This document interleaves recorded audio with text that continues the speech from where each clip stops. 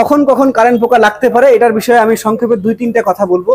1 number হচ্ছে আপনার জমির আশেপাশে যদি ছায়া থাকে, বাড়ি কিংবা বড় যদি কোনো গাছ থাকে, সেই গাছের ছায়া যদি ওই জায়গায় পড়ে কিংবা বাড়ির ছায়া যদি সবসময় পড়ে, সেই ক্ষেত্রে কিন্তু ওই জায়গায় কারেন্ট পোকা হওয়ার সম্ভাবনা অনেক বেশি থাকে। কেন হয়? কারেন্ট পোকা ঠিক স্যাঁতস্যাঁতে জায়গা থাকে না, যে ধরেন আপনি যে জায়গাটাতে ছায়া পড়ছে ওই জায়গাটাতে আপনি হাঁটবেন, পুরো জমিতে পানি শুকায় গেছে কিন্তু ওই জায়গার মাটিটা একটু নরম আছে, তার মানে কি জায়গাটা একটু স্যাঁতস্যাঁতে ছায়াযুক্ত। এই ছায়াযুক্ত জায়গাগুলোতে ওদের আবির্ভাব কিংবা প্রাদুর্ভাব একটু বেশি থাকে। আর একটা বিষয় হচ্ছে যে আপনার জমিতে আপনি যদি ইউরিয়া সার, আমরা কি ইউরিয়া সার বেশি বেশি ব্যবহার করি, কেন? ইউরিয়া সার ব্যবহার করলে গাছটা দেখতে সুন্দর হয়, মোটা তাজা হয়, অনেক তাড়াতাড়ি লম্বা হয়ে যায়। বাস্তবতা হচ্ছে আপনি যখন পরিমাণের চেয়ে বেশি দিবেন, আমি যদি 100 গ্রাম চাউলের ভাত খাইতে পারি, আমাকে যদি জোরপূর্বক হাফ কেজি চাউলের ভাত খাওয়ানো হয়, আমার শরীর কি ভালো থাকবে? একটু খাওয়ার পরেই আমার মনে হবে না কেমন যেন লাগতেছে, আমার মনে হয় ভালো লাগতেছে না, এটা অস্বস্তি কাজ করবে। ঠিক সেরকম ভাবে আর যদি গাছকে দেন কিংবা ধানের গাছকে দেন, তাহলে তাদের কিন্তু গাছটা যখন নরম হয় এবং গাছটা যখন তাড়াতাড়ি বড় হয়, তার মানে কি ওর ডাটাগুলো শক্ত নরম থাকবে বেশি, সেখানে বেশি আক্রমণ করে, তাই না?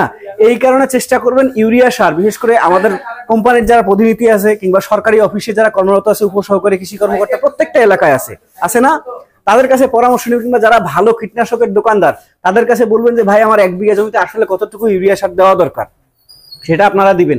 যদি আপনারা এইভাবে দিতে পারেন তাহলে আপনার জমিতে কিন্তু এই কারেন্ট পোকার আবির্ভাব একটু কম হবে। ঠিক আছে। আরেকটা বিষয় হলো যে কিছু কিছু জমি থাকে যে পানি বের হইতে পারে না, অনেকদিন ধরে পানি জমে যায়। তো যখন মোটামুটি আপনার বাড়ির পাশে যদি কোথাও ছোট একটা খালের মধ্যে যদি পানি জমে, কি হয়? মশা মাছি বিভিন্ন কিছুর উপদ্রব হয়। ঠিক সেরকম ভাবে পানিটা যখন পচে যায় বা পানিটা যখন নষ্ট হয়ে যায়, তখন কিন্তু এই কারেন্ট পোকার আবির্ভাব ঘটে। কারেন্ট পোকা কতদিন বাঁচে জানেন? 15 থেকে 25 দিন। একটা করে কারেন্ট পোকা দেখতে কিন্তু খুবই ছোট, খুবই ছোট। এই একটা করে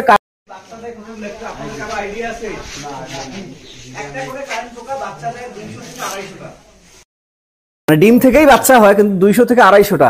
এখন মনে করেন আপনার জমিতে যদি 2টা কারেন্ট পোকাই আসলো, একটা পুরুষ একটা মহিলা আসলো, যদি আসার পরে ওই কারেন্ট পোকাটা বাচ্চা দেয়, প্রথমবার বাচ্চা দিল, বাচ্চা দেওয়ার পর আপনি টের পাইলেন না, দিল কত? 250টা। এই 250টা যখন আবার ধরেন অর্ধেক অর্ধেক, সবাই তো আর পুরুষ হবে না, সবাই মহিলা হবে না, পুরুষ মহিলা মিলেই থাকবে, তাই না?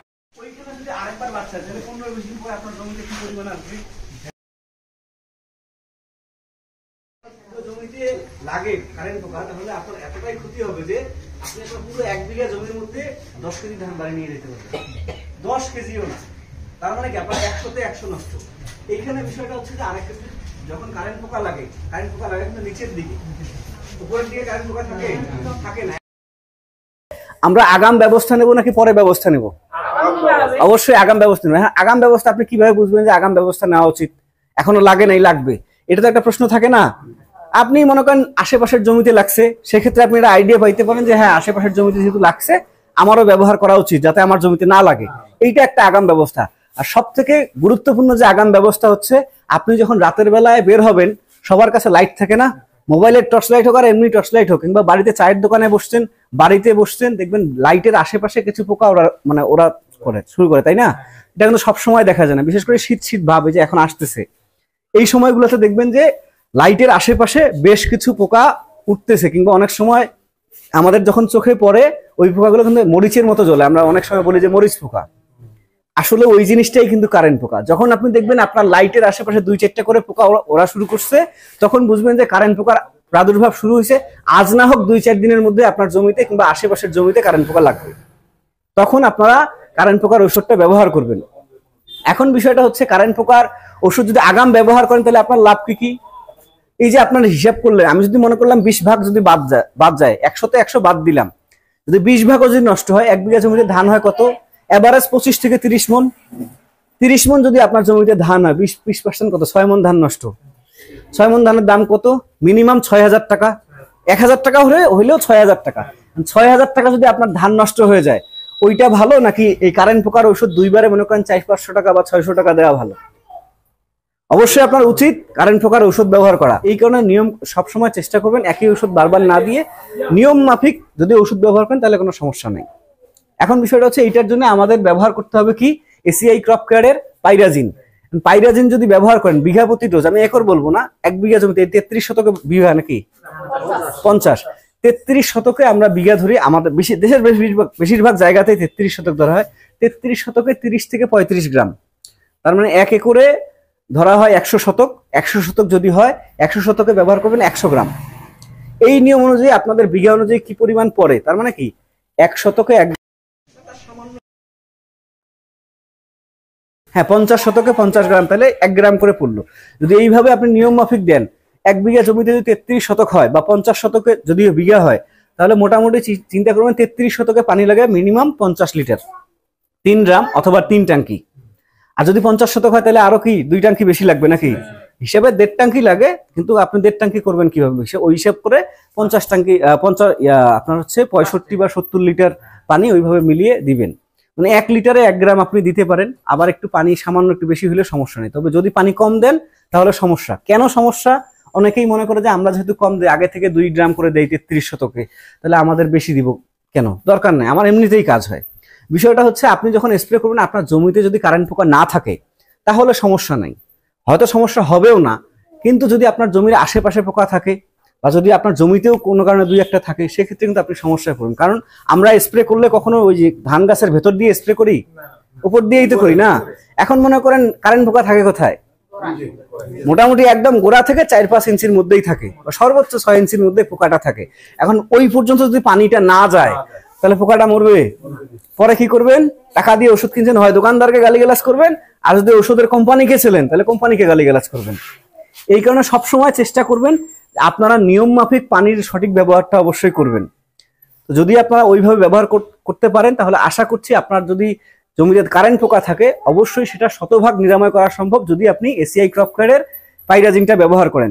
পাইরাজিনটা যদি ব্যবহার করেন, আমি তো আপনাকে ডোজটা বলে দিছি, এখন এইটাতে আরো কিছু সুযোগ সুবিধা আছে। যেমন আমাদের ভাষ্য না, আপনাদের মতো কৃষক যারা ব্যবহার করছে তাদের মুখের কথা হচ্ছে, যদি পাইরাজিন আপনি সঠিক সময় ব্যবহার করতে পারেন ওই জমিতে সহজে ইঁদুরের প্রাদুর্ভাব দেখা যায় না।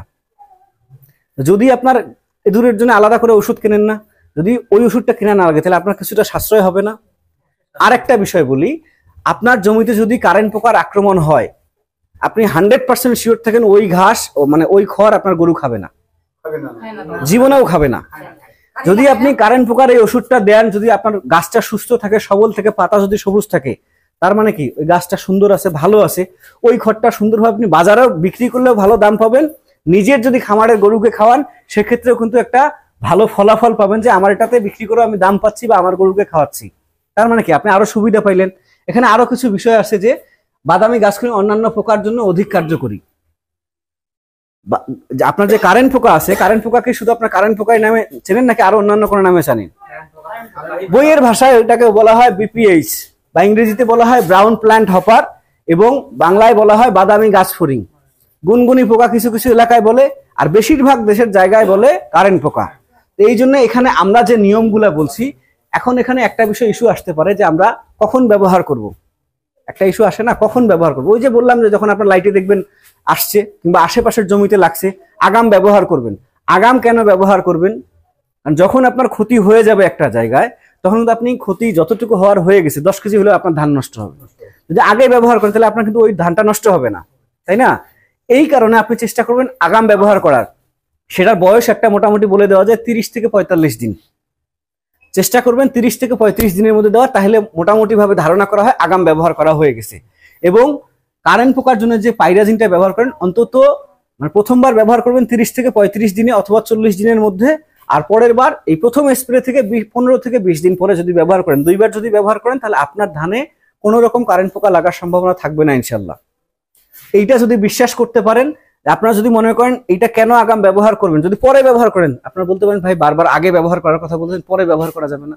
মনে করেন আপনি পরে ব্যবহার করেন, আপনার জমিতে কারেন্ট পোকা লাগছে, তার মানে কিছু তো ক্ষতি হয়েই গেছে, এই ক্ষতিটা আপনার হবে না। যদি আপনি আপনার ধানটাকে সঠিক নিয়মে সঠিক সময়ে যদি আপনি ব্যবহার করাইতে পারেন, তাহলে কিন্তু আপনার জমিতে মোটামুটি 4-5 মণ ধান নষ্ট হওয়ার থেকে আপনি বাঁচাবেন। 5 মণ ধানের দাম যদি 5000 টাকা হয়, মিনিমাম 5000 টাকা হয়, আপনি যদি সেখানে সব মিলিয়ে 2 বার স্প্রে করাতে 500-700 টাকা আপনার খরচ হয়, সেক্ষেত্রে আপনার লস না লাভ? এই কারণে সবসময় চেষ্টা করবেন এসিআই ক্রপ কেয়ারের পাইরাজিনটা ব্যবহার করার। এবং আমি যতটুকু জানি আপনাদের এলাকায় যতগুলা জমি আছে, বেশিরভাগ জমিতেই কারেন্ট পোকার একটা আক্রমণ হয় এবং মোটামুটি কারেন্ট পোকার জন্য পাইরাজিন মোটামুটি অনেক বেশি পরিচিত। আপনারা কে কে ব্যবহার করেননি এখন পর্যন্ত পাইরাজিন? শুরু হয়নি, আমি তো বলছি আগাম, মানে গত বছরেও কেউ ব্যবহার করেন নাই কখনো? আচ্ছা, তাহলে আশা করবো আপনার এসিআই ক্রপ কেয়ারের পাইরাজিনটা ব্যবহার করবেন। ব্যবহার করা যাবে তো নাকি? ইনশাআল্লাহ আমরা বিশ্বাস করতে পারি, যদি আমরা যে কোনো রোগের ক্ষেত্রে সবার কাছে একটা অনুরোধ, হ্যাঁ, পাইরাজিনের মধ্যে এখন আপাতত 1 নম্বর। আগে আমাদের হলুদ প্যাকেট ছিল, এখন এই প্যাকেটটা সাদা হয়ে গেছে। এখন পর্যন্ত এটার নকল বের হয় নাই, এতটুকু আমরা বলতে পারি। তো তাহলে আমরা কি নিয়ে আলোচনা করলাম একটু বলেন তো? কোন রোগ নিয়ে আলোচনা করছি? কারেন্ট পোকা। এটার জন্য এসিআই কোম্পানি কি ওষুধ আছে? পাইরাজিন। তাহলে যদি আপনার এখন তো মোটামুটি সবার জমির ধানের বয়স কি 30 দিন পার হয়ে গেছে না? 30, 35, 40 দিনও পার হয়ে গেছে। এখন মোটামুটি যার জমিতে লাগেও নাই, চেষ্টা করবেন আপনার পার্শ্ববর্তী যে কোনো কীটনাশকের দোকানে গিয়ে এসিআই ক্রপ কেয়ারের পাইরাজিন ওষুধটা নিয়ে নিয়ম মাফিক সঠিক মাত্রায় এবং সঠিক পানি ব্যবহার করে অবশ্যই বিকেলবেলা স্প্রে করবেন। সকালবেলা করলে ভালো, সমস্যা হয় না, কিন্তু চেষ্টা করবেন বিকেলবেলা। কারণ যে কোনো ধরনের পোকা, মাজরা পোকা, কারেন্ট পোকা, পাতা মোড়ানো পোকা, এই 3টাই তো ধানে বেশি হয়, তাই না? এই সব পোকাগুলা সবসময় রাতের বেলা আক্রমণ করে, দিনের বেলা ঘুমায়। সন্ধ্যা যখন হয়ে যাবে তখন কিন্তু ওরা জায়গা মতো থেকে বের হয়ে যায়। ধরেন একজন কেউ খোপের মধ্যে লুকায় আছে, কেউ পাতার ভেতরে লুকায় আছে, এরা সন্ধ্যার পরে বের হয় তাদের নিজের কাজ চালায়। তো ওই সময়টাতে যদি আপনি সন্ধ্যাবেলায় স্প্রে করেন, তার মানে কেউ বের হওয়ার সাথে সাথে হয় সেটা খাবে, আর না হলে কি গা দিয়ে লেপটে লেপটে চলে যাবে। ওর যদি গায়ের মধ্যেও ওষুধ লাগে তারপরে তার খাওয়ার বন্ধ হয়ে মারা যাবে, আর যদি খায় তাহলে তো মোটামুটি আগেই ইন্ডিয়ান নিলে। তাহলে এই কারণে বিকেল বেলা যত শেষ বিকেলে ব্যবহার করতে পারবেন তত আপনি উপকার পাবেন। ঠিক আছে, এই কারণে এসিআই ক্রপ কেয়ারের পাইরাজিনটা আমি আশা করছি আপনারা ব্যবহার করবেন তো নাকি? চেষ্টা করবেন এখন আগাম ব্যবহার করার। হ্যাঁ, এই জন্য পাইরাজিন ব্যবহার করে আপনি কি কখনো ক্ষতির সম্মুখীন হয়েছেন? লাভ হয়েছে তো নাকি? অন্যান্য জমিতেও আপনি দেখবেন যে অনেক কোম্পানি ওষুধ ব্যবহার করে, কিন্তু কাজ হয় না।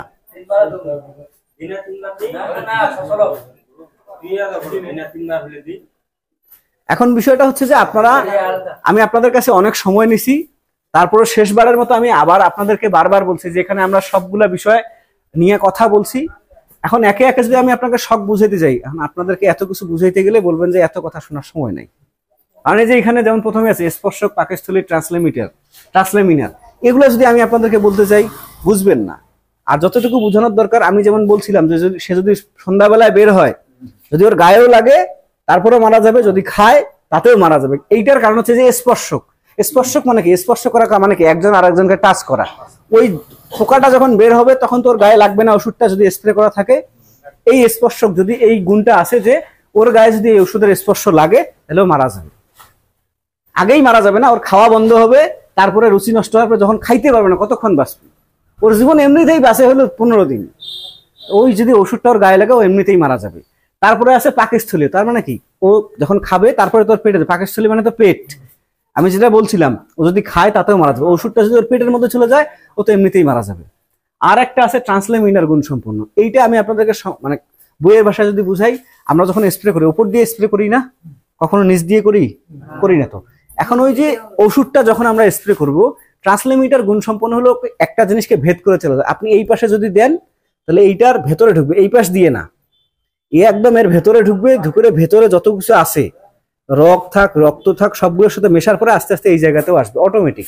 এই গুণটা এর আছে, যে কারণে আমরা যে কোনো সময় নিশ্চিন্তে নির্দ্বিধায় ব্যবহার করতে পারি।